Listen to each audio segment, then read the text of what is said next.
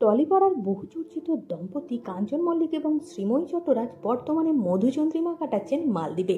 সেখান থেকেই সোশ্যাল মিডিয়ায় নানান ছবি ও ভিডিও পোস্ট করেছেন তারা।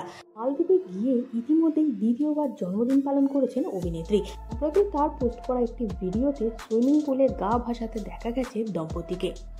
এবার ইনস্টাগ্রামে নতুন ট্রেন্ডে যোগ দিলেন তিনি। ইনফ্লুয়েন্সারদের জন্য রয়েছে নানান ট্রেন্ড, এবার সেই ট্রেন্ডে যোগ দিলেন শ্রীময়ী। বৃহস্পতিবার একটি স্লো মোশন ভিডিও পোস্ট করেছেন শ্রীময়ী। ভিডিওতে কাঞ্চন আর শ্রীময়ীকে সমুদ্র সৈকতের ধারে হাঁটতে দেখা যাচ্ছে।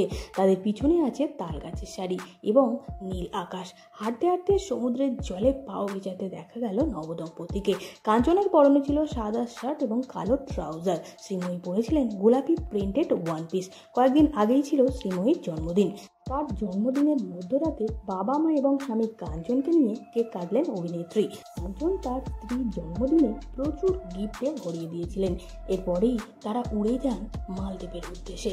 সেখানে হোটেলের তরফ থেকেও দ্বিতীয়বারের জন্য জন্মদিনের আয়োজন করা হয়েছিল শ্রীময়ীর জন্য।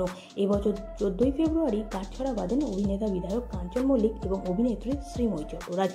আইনি বিয়ের পর জাঁকজমক করে রিসেপশনও দিয়েছিলেন তারা। জামাই ষষ্ঠীর দিনে শ্রীময়ী কাঞ্চনের নামে অভিযোগ করেছিলেন যে ব্যস্ততার কারণে মধুচন্দ্রিমায় যাওয়া হচ্ছে না তাদের। অবশেষে তার স্বাদ মেটালেন স্বামী কাঞ্চন মল্লিক। কয়েকদিন আগেই তাজপুর ঘুরতে গিয়েছিলেন কাঞ্চন শ্রীময়ী। সৃজিত মুখোপাধ্যায় পরিচালিত সত্যি বলে সত্যি কিছু নেই এর শুটিংয়ে গিয়েছিলেন অভিনেতা। সেখানেও শুটিংয়ের ফাঁকে স্ত্রীকে নিয়ে সমুদ্র সৈকতে সময় কাটান অভিনেতা, করেন খাওয়া দাওয়াও। সেই সময়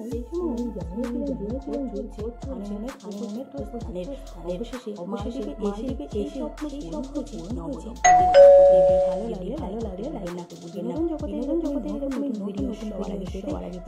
চ্যানেলটিকে সাবস্ক্রাইব করে সঙ্গে থাকুন।